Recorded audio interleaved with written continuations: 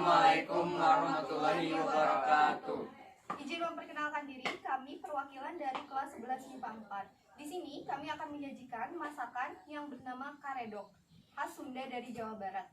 Bahan-bahan untuk membuat karedok di sini ada toge, ada terong, ada timun, ada cabai, bawang putih, bawang merah, jeruk limau, kencur, asam, gula merah, kacang panjang, kol, kacang tanah, penyedap rasa, dan garam.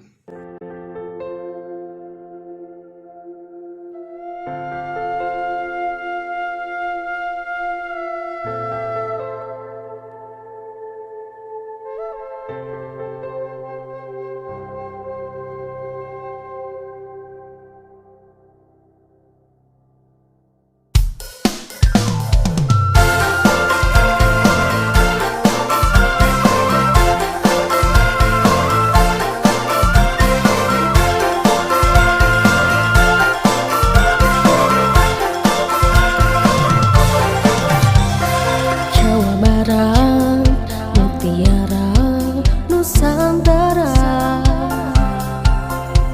alam indah bak permata, sungguh mempesona. Keramahan penduduknya